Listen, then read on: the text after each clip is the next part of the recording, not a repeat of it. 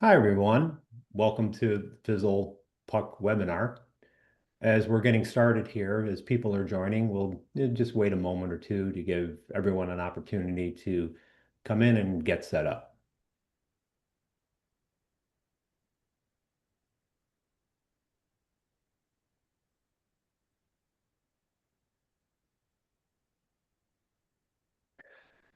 Okay, well, let's get started. Good morning, good afternoon, good evening. Welcome to today's event. Thank you for taking the time out of your busy schedules to join us today for the launch of Fizzle's EdgePuck. My name is Michael Patrick. I'm the Chief Innovation Officer at Phizzle, and it's my pleasure to be the host for today's event. Today's webinar will be technical in nature, reflecting the innovation Phizzle is announcing today for the IoT Edge. I'd like to go over the agenda for today. And we're the formal part is going to take about 30 minutes. And I'm going to start with a product overview and technical architecture introduction. And we'll follow that up with a discussion of the various use cases and applicability of the EdgePuck by our CEO and founder, Benjamin Davis. After Ben, we'll have a live demonstration and product overview of the EdgePuck by our Chief Technical Officer, Ryan Brady, coming to you live from our Denver lab. Following the demo, we're going to open it up to questions and discussions from all of you joining us today. Members of our team are monitoring the chat room, and we'll make sure that all your questions are noted and addressed. So let's go ahead and get started.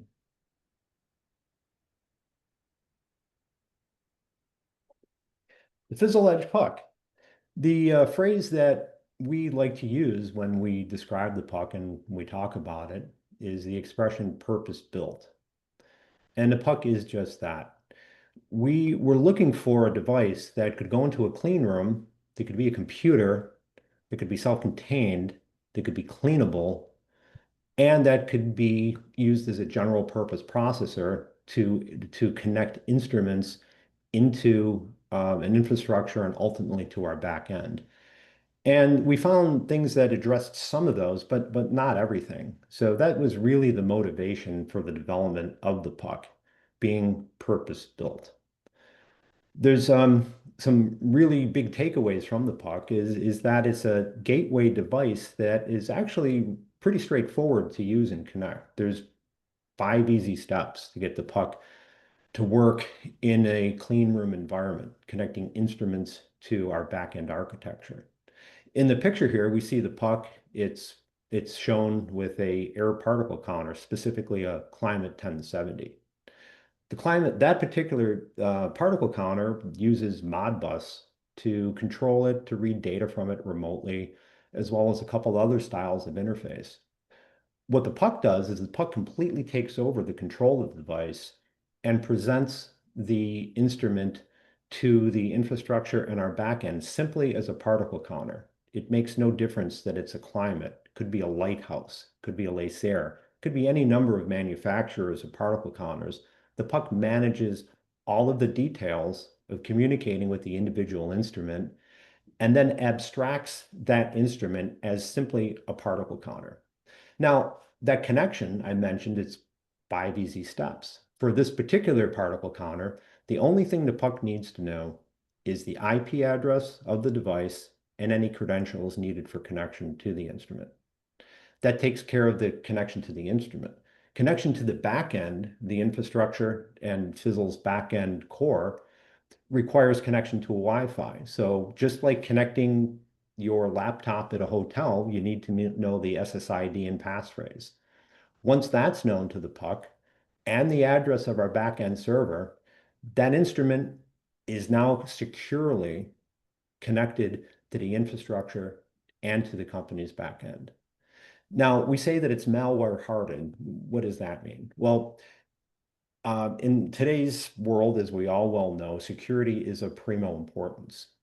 The puck uses what's referred to as a read-only file system, meaning that you cannot write anything to the puck. A malicious piece of software cannot be installed on the puck because the very, very nature of the operating system won't allow anything to be written.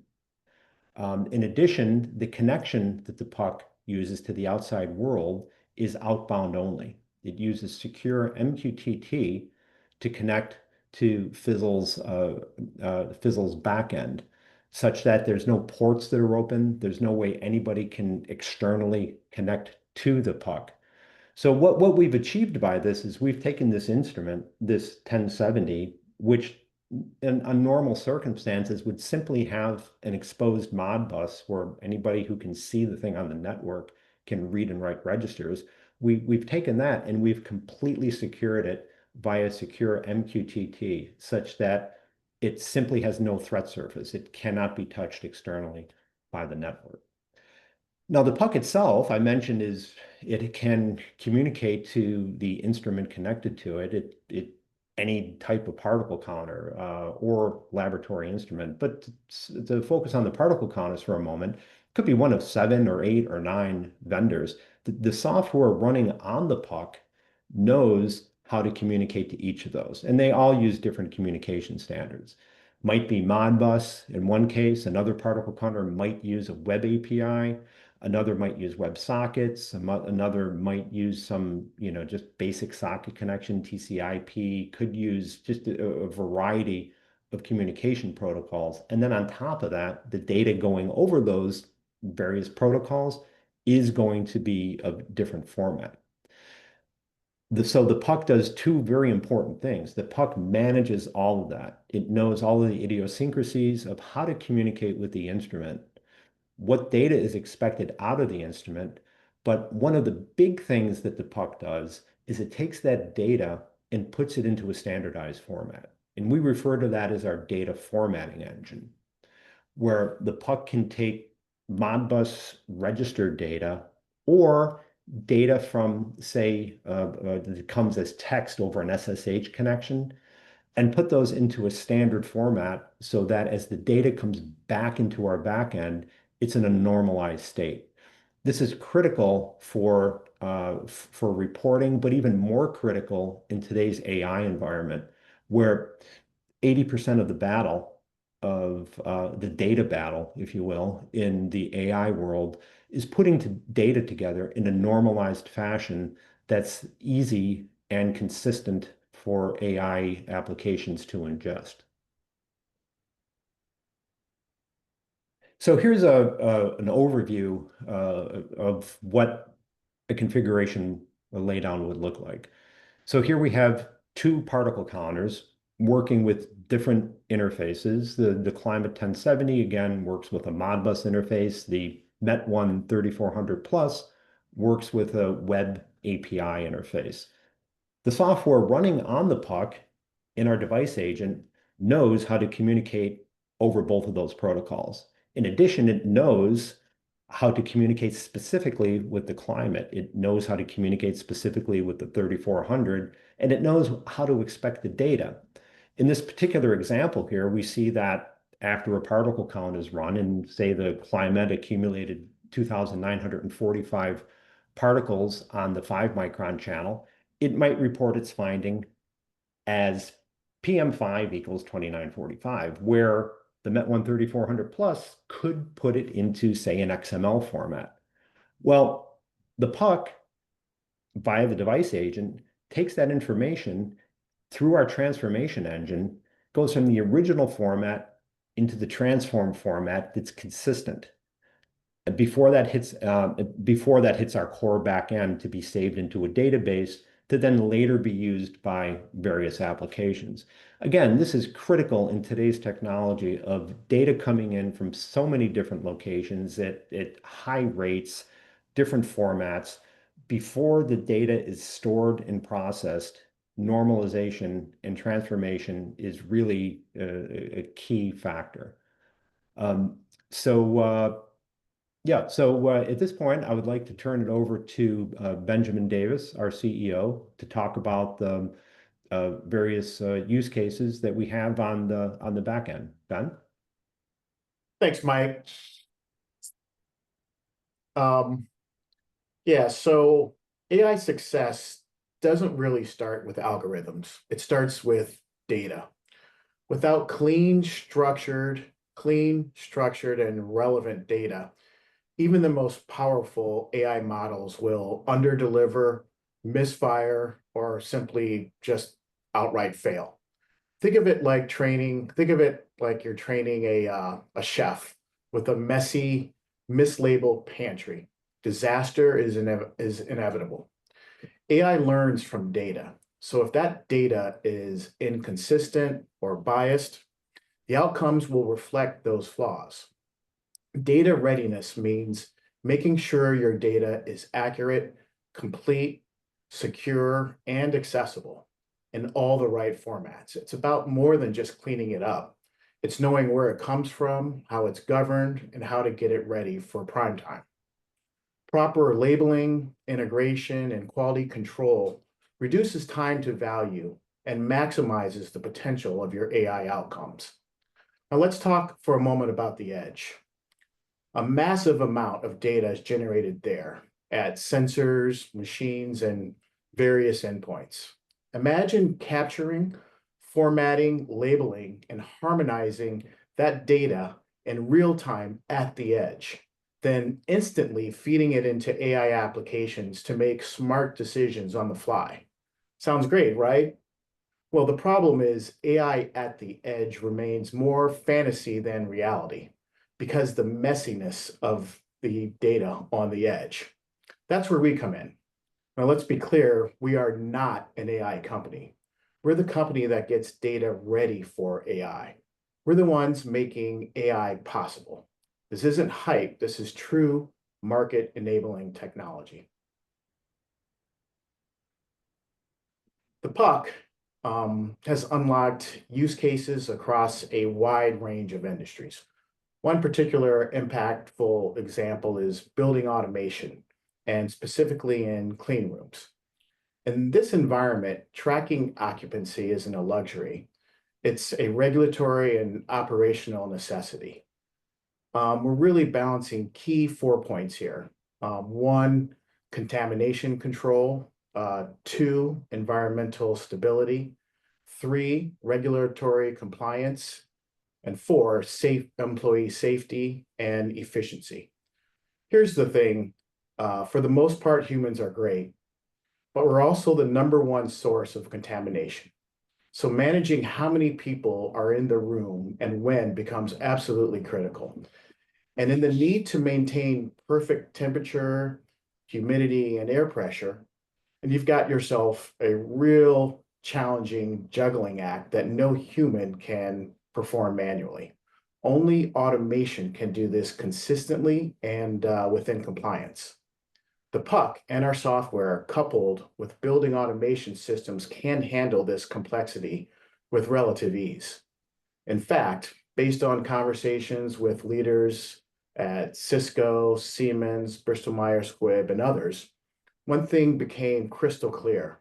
Data formatting hasn't seen innovation in over 30 years. That's like still using floppy disks in the cloud era. We're proud to be changing that. Our technology delivers modernized, automated formatting that enhances today's building automation systems without the need for rip and replace upgrades. So when we first deployed at Merck, something became very clear. To succeed, we had to solve more than just the problem of improving data integrity and automating the operation of multi-vendor and multi-types of scientific instruments. We needed to provide visibility and resilience in a truly unpredictable environment. Our software depended on stable connectivity. If Wi-Fi goes down or a scientific instrument powers off, most systems panic. Ours doesn't. We've built in protections so data is never lost. We've stress tested every what-if scenario that you can imagine and then solved for it. But we also discovered we were fixing things way outside our wheelhouse, like bad network configurations, infrastructure hiccups, and you name it. was like being asked to fix the plumbing in a house because our dishwasher was too smart to ignore a leak. So we built the solutions. Problem one, ensure resilient instrument connectivity and uptime, no matter the status of our customer's infrastructure. Problem two, monitor the entire network and associated systems so we can identify issues before they affect software or instruments. And then problem number three, lock it all down. The device must be secure, unbreakable, and tamper-proof. And we did exactly that. In pharmaceutical manufacturing, data flows into a variety of systems: LIMS, Laboratory Information Management Systems; MES, Manufacturing Execution Systems, so many acronyms; QMS, Quality Management Systems, and more. While each represents a different part of the process, what they all share is the need for clean, formatted, and standardized data. Currently, much of this work is manual or reliant on middleware band-aids that slow everything down. Our platform automates the delivery of native instrument data directly into these systems, fast, reliable, and future-ready. We're not asking customers to change their process. We're fitting into it seamlessly, enabling automation with zero disruption. The result: better compliance, reduced manual effort, fewer mistakes, and hopefully happier humans. And it doesn't stop there. Industrial automation spans industries from pharmaceuticals to manufacturing to energy. No matter the domain, the benefits are universal: improved efficiency, greater accuracy, lower costs, and increased productivity. Thanks to our software-defined architecture and flexible APIs, we can scale and adapt across industries. Today's demo will show you just how powerful, intuitive, and game-changing this can be. We are thrilled you're here, and we can't wait to hear your thoughts. Ryan, are you ready? Please meet our CTO, Ryan Brady, who's going to walk you through the demo. Ryan? Hey everyone. Yeah, I'm Ryan Brady. So I'm also the chief engineer on this particular product. So it's been so just to tell you where I am, I'm actually here in our Denver lab, and so to maybe give you just a very brief view of our lab. So you can see I'm standing in this large room. We've got lots of cameras that I can switch between. There's a lot of equipment in here. There's not just the equipment that we're talking about today. It's also a lot of other equipment that we're validating or testing or developing against. And we do all those activities here. We develop new agents and software and testing setups in here.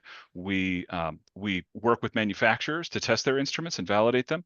We do demonstrations, and we also do customer validation, right? Because sometimes a customer wants to see something, really work before they kind of, sign off on it.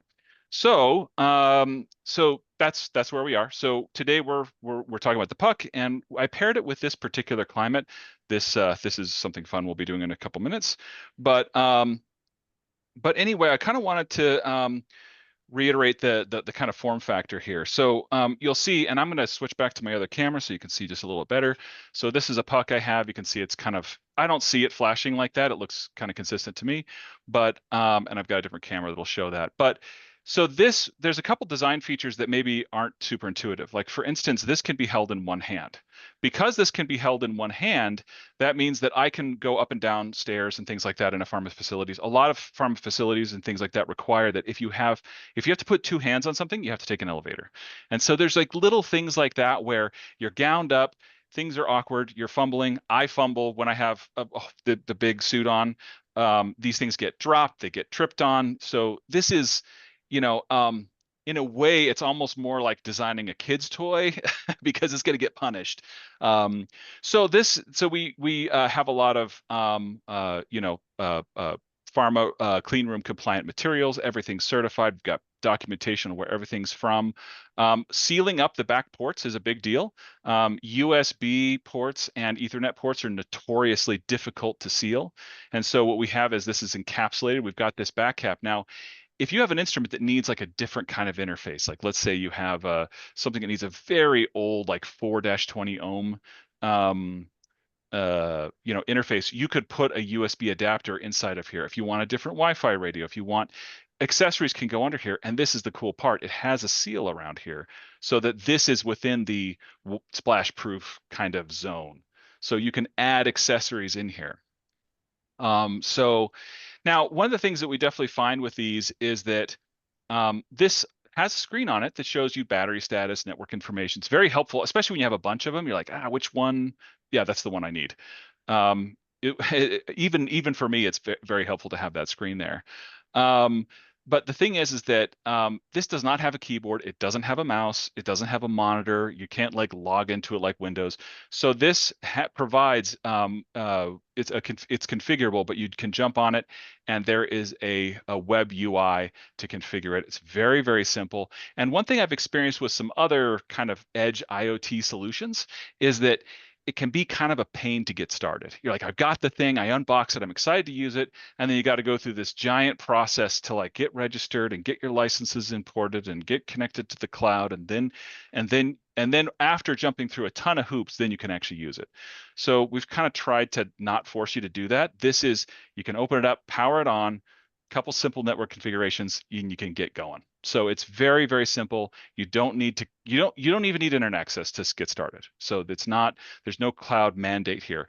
Now, when it comes time, all that's available, because you do want that. You want centralized management. You want to be able to remotely, hook into it. So that's all. So that's all available. It's just that you don't have to do that day one. We kind of joke that you can get started on a picnic table because it's battery powered.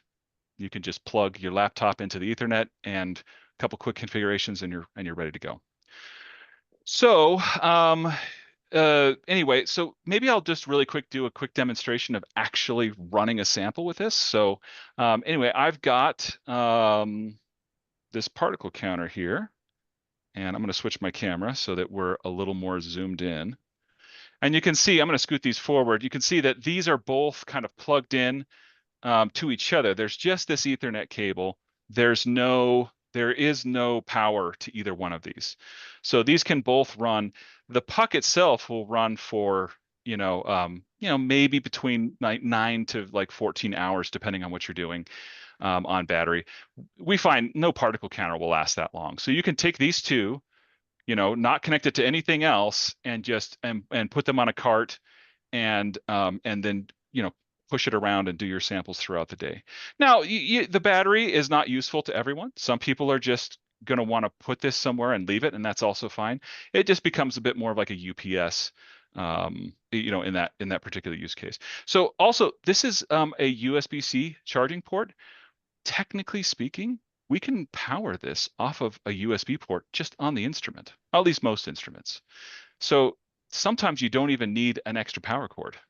So that's an exciting feature also. So anyway, I'm going to start a 1 cubic foot sample. I'm logged into a remote, so I could be anywhere in the world right now. It just so happens that I'm 6 inches away, and so you can see it starting up there. And again, we're not plugged into anything. Now this is going to collect all the data through the Ethernet cable, very secure. It's going to communicate back to the platform over MQTT, so it could reach through firewalls. Everything's encrypted. And the thing is, like right now, if the Wi-Fi went down, like we suddenly lost Wi-Fi, all the data is going to be cached on this. You won't lose any data. So when it reconnects, whether that's in a minute or an hour or 10 hours, this will then upload the data that it collected.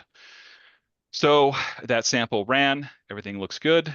So that's the most simple kind of example of how the puck works. So there's a lot of, we're going to do, actually, Mike, do you want to bring up the exploded view? Sure. Let me go ahead and share that. Bear with me 1 second. So if we kind of open up the inside of this and talk just a little bit about this. So we've got a couple standard lithium-ion cells in there, the 18650s. They have individual overcurrent protection. So we take safety extremely seriously. So we don't have overcurrent protection for the battery module. We have individual cell protection. So that provides an extra degree of safety. So we've got a battery module that tracks and maintains battery health. You can do different settings to kind of increase the durability of the batteries. We've got a quad core ARM CPU, 16 gigs of industrial storage locally. Again, read-only file system for the OS, so there's no, so you're not able to install anything. We've got seals. All those blue areas are seals, so that are to keep keep water and liquids out.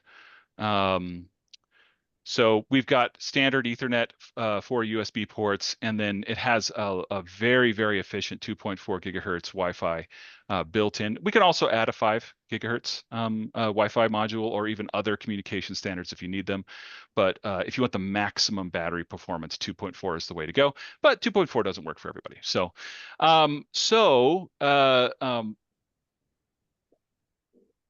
There's a couple different things we could talk about here. But I think actually maybe the best thing to do now is go over do another demo. Mike, would you mind maybe passing the camera Sure. back to me? Okay, so this is the part that's like a little bit fun. I've been hiding this. So we actually have a tank of water here. And so, you always hear that things are durable. I could not take this particle counter right here and submerge it in that water. It would ruin it. It is cleanable, stainless steel. These are amazing devices, but it's not something that you could dunk. And so anyway, I've got one of my pucks right here. So you can see the screen is running on it right here, and I can just dunk it. And this is a funny thing, is that you never think about until you try it. It does actually float. I'm not sure anybody needs that. If you need a device that checks all those boxes and then also floats, this is the device for you. But if it goes overboard at sea, you might be able to recover it. But this is not quite like submerged for extended periods of time, but it far, far exceeds the durability of the instruments that we're working with. So you can see the screen is still running right there. And anyway, so that's kind of a fun thing that we can do. So if you are at sea, it does not float well enough to as like a safety device where you could keep you afloat also. But anyway, so I think that kind of concludes my demonstration. One of the things that I just wanted to maybe answer, one of the questions is about self-discovery and also about secure connections. So one thing is that you don't need to have any open ports to have this work. Generally speaking, you leave an SSH port open so that you can access it externally. There is an RS-232 configuration port, so if you want to just not have any TCP/IP access to even configure it, that's available. So you can have extremely hardened deployments. It's a little more convenient to leave 1 or 2 ports open. It reaches out with MQTT. It can go through firewalls. Everything's encrypted and secure. All of the remote administration and communication is generally done through MQTT.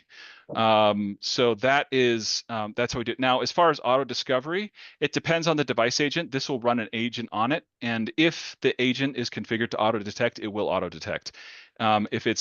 But we're finding usually there's at least a minimal amount, change 2 or 3 or 4 variables. Often you have to at least put in a username and password for most devices. So almost hopefully, I mean, if it doesn't have a username and password, it's a really good thing that you are connecting directly. But those are a few options there. So it's configurable. Different people need different things. Some people want a little more convenience. Some people want a higher degree of security. There's things you can turn off and on to accommodate both.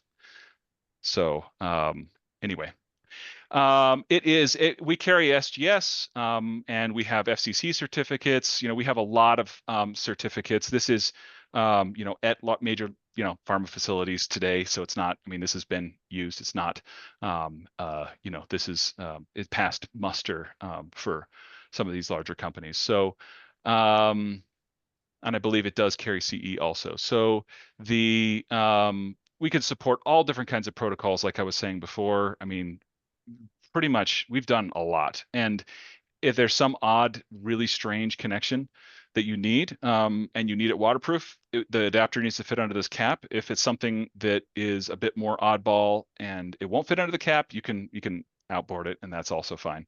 But I haven't met an interface we can't do. There may be something out there, but I haven't seen it. So I answered a couple questions. I don't think I covered all the questions that were asked, but those are the few that I saw. But maybe we should go on to the next. Mike, I think this is a good opportunity for you to talk about the AI application with the Petri dishes. Sure. And here we have a close-up of Ryan doing the dunk test. So it's totally awesome. I've spent a lot of time working in the electronics industry and the computerized electronics industry, and I think this is the first time in a demonstration I've seen any component be like dunked underwater. So Oh, hey, um, hey, Mike, maybe go full screen. am I not sharing? Is that any better? Yeah. There we go. Yeah, Nice. sorry about that. Yeah, it's the first time I've ever seen that done. So hats off to Ryan. So the Puck has a lot of uses. It's as Ryan mentioned in the previous slide, it's a AMD 64 processor. It's running a Linux operating system, and it's been purpose built. Again, that expression, purpose built to run in a clean room environment and to be able and to be completely standalone, battery powered, implementing a variety of protocols. We're working on some internal R&D projects that we thought would be useful. What Ryan showed you before was what's called a non-viable particle counter, meaning the particle counter takes in a volume of air and using a laser, it counts the size of the particles that happen to be floating in the air. Half micron up to typically 5 micron size particles. There's another type of particle measurement that's called viable counting. Works in a similar manner where a volume of air is processed, except that air is then passed across a plate of nutrient, an agar plate, with the goal being that if there's anything there's anything living floating in the air, any pathogens, any mold, anything that can grow that's floating in the air, we want to know about that. So this plate of agar is then transferred from the counter into an incubator and it'll sit for perhaps a couple of days. And if there was anything that's alive, it'll begin to grow and grow and grow into what's called colonies.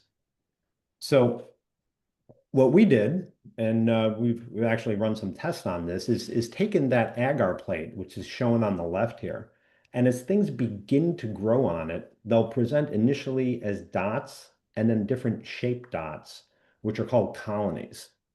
So what we did is we took a camera and a high resolution camera and put it over this plate and monitored its growth. What that allows us to do is after a period of time, and after doing this time and time and time and time and time again, we build up a set of data that's perfect for machine learning. Because what we'll do at that point is say, okay, starting from zero, from a clear plate to 2 days later, where colonies have grown and been identified as whatever pathogen or whatever mold might be growing on it, we can then go back in time and understand what that growth looks like, such that now AI can come into play and watch this as it's happening and be able to get out ahead of the game and say, you potentially have something going on here. Here we envision a chat GPT styled interface where an operator could log into a UI with the with the plate in view, and then begin to ask questions of the AI. For example, how many CFUs, which stands for colony forming unit, have been detected so far? And the AI would then immediately analyze this and say, well, so far we have 17 CFUs developed so far. And again, much like ChatGPT, will then say, okay, of those 17, of those that are developing, has any mold been detected? And the AI would then analyze that again using the machine learning data set that had been accumulated to date. It would say, yes, 3 of the 17 CFUs are showing signatures of mold development. Because now this could be day one, maybe even hour 4 or 5 of this agar being in the incubator. And again, these things typically take 2 days before somebody looks at it and analyzes it and says, hey, you've got mold growing in your clean room, or if you have a pathogen in your clean room 2 days later, as opposed to maybe getting a heads up 3 or 4 hours into the process. So the cost savings could be phenomenal, just knowing that. So we're doing this internally. And again, this is all powered by the EdgePuck and a camera. That's all it takes there. So that basically concludes our presentation. I'd like to take a look at some questions here. I did see one come up about different protocols that we support. We support, as I mentioned, Modbus protocol, which is very common in particle counters and in automation devices. However, as Ryan mentioned, really any protocol that exists we can work with. Some of the particle counters we work with use WebSocket communication protocol. We've worked with simply an SSH connection that implements a telnet over an SSH link. Really anything that's socket based that can run over an Ethernet connection, we can implement. There's the puck has right out of the box an RS-232 port on it. We've implemented a device agent that works off of simply transmit only off of another microbial air sampler that sends information transmit only off of RS-232. So there's a variety of protocols that we can implement. So let's see, maybe I guess let me take a look at the questions here in the chats. Oh, is the backend system where the data is sent hosted locally, cloud-based, or within Phizzle contracted facility? The answer to that is yes. The backend system can be any of those. The one that we run, that Ryan ran when he ran the sample, is cloud-based, but that entire stack that's running in the cloud can be, stood up in a customer facility as it is at our clients. And we can also host that as well. So, the options are all 3 of those. There's a question here, is the puck meant to be implemented one-to-one with devices? For example, on the Modbus 485 network, could a single puck handle multiple devices? Generally speaking, the puck is meant to be one-for-one. In the case as Ryan showed you, the way it transports with an APC air particle counter would be on a cart with the puck with the APC, and is generally connected directly to the APC. So we like to think of the puck as paired with an instrument. That being said, it does have, again, it's a general purpose computer. It has the ability to make multiple outbound connections, local connections. So it can talk to multiple devices, but from a practical sense, it's the design goal is really to pair the puck with an individual instrument. Looking again at the questions here. Yeah, and I Am feel I I feel like correct? the example I would use is that really, if you can connect to a back room somewhere, you don't really need a puck. If you can do that securely and reliably and consistently, if you can't do that, then you really need a puck right next to the instrument. And that space where, well, I can't connect to the back room, but I can connect multiple instruments to a puck. That's a narrow category. Very good, Ryan. There's a question here. Am I correct that everything it currently supports, you specifically program support for already? And if we were to connect something not currently supported, it would require some sort of firmware update to include that compatibility. Um, the answer is yes, that if you want a instrument that that we don't support connected, that would require an update. However, it's not really a firmware update per se. The Edge Manager that Ryan mentioned is really a package management system where when there's a new device agent that I mentioned earlier, and again, the device agent is responsible for communicating with the instrument, managing the instrument, and pulling data out of the instrument. You come up with a new instrument, needs a new device agent, that becomes a new package that's installed onto the puck. So the operating system, again, that read-only operating system stays completely intact. During the install part of a new agent, the agent itself has the ability to be written into a packages folder. And then through the Edge Manager, that package becomes available to be used. So there's a development process, and for that would most likely be done by us or somebody with enough knowledge and understanding of the equipment to put that together themselves. So oh, Ryan, somebody was asking about if the puck is CE certified. Yeah, it's got it carries a lot of different certifications. So so yeah, it meets all the requirements for the United States and Europe. So yeah, so we can go. It was a long process. I kind of joke that like if you have a working device that meets all your technical requirements, you're only halfway done because the certification process is quite extensive. And I'm just going through the questions here. Let's see.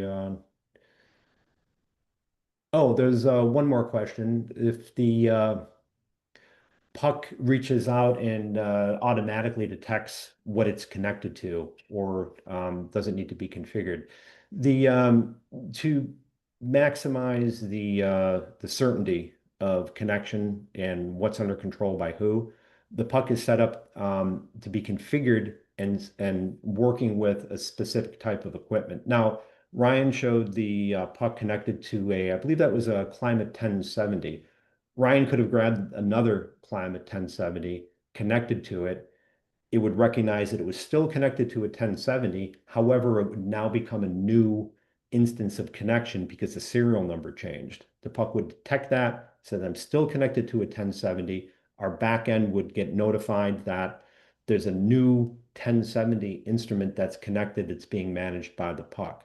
So we always want to understand that we're controlling a particular manufacturing type of equipment. We don't want to change all of a sudden take that same puck and plug it into a bioreactor and have it start working with that. Because the expectation was that, when this puck is checked out, that it's configured with this piece of equipment and it's going to stay doing, particle counting and throughout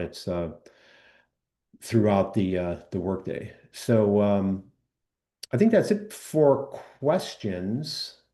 Um, It, so there was one about how is data collected today. Maybe just to briefly touch on that, sometimes we're competing with a printer, which is kind of funny. Thermal paper, it's crazy that anybody is still using thermal paper today. But you kind of understand the industry. It's not, in a way, not that surprising. It sometimes it takes a while for folks to switch over. People are taking data on thumb drives. I mean, there are some people who are connecting over networks, but then they found security problems with connecting a lot of instruments over networks. Man, but the variety of kind of homegrown um, connection methods is pretty extensive. So, and a lot of instruments are very quirky. Like they'll only take a Samba share, or they'll only export to this type of thumb drive. And I mean, if you're interested in security, a lot of folks don't even have their USB ports enabled. So that makes it all just that much trickier. yeah, and then there's always the case of exporting to a thumb drive, take the thumb drive, march it to wherever you want to take it. You go to import the thumb drive and you can't read the thumb drive. Those sort of delays, or the paper tape deteriorates. We found out a large customer, their paper tape budget was over $100,000 a year just for paper tape. for their devices that like these APCs. Generally speaking, when the sample that Ryan ran before was completely automatic. He could have launched it from Alaska and the data would have shown up, on the server that we hosted somewhere in AWS, and he could have seen, and I could have viewed that in Atlanta. However, the way that was typically done, as Ryan mentioned, the piece of paper tape would scroll out of the instrument. And it's the type that, if you rub it with your finger enough, you wear the print off of it. And that's how a lot of stuff is done today. And yeah, so not AI ready. Definitely not. So, okay, I think that's it. I don't see, let me just take a quick look here to see if we have any more questions. I think that's about it. So, I would just like to say, on behalf of the entire team at Fizzle, thank you for joining us today. We'd like to encourage you to schedule a demo of the puck with our team. There's a QR code that is currently up on the screen here, and that feel free to take a shot of that, and it'll take you right to our demo calendar for scheduling. We're going to have a recording of the event available later on today. And we appreciate you all taking the time out of your busy schedules to be with us here today. And thank you all, and you all have a very great day. Take care. Thank you.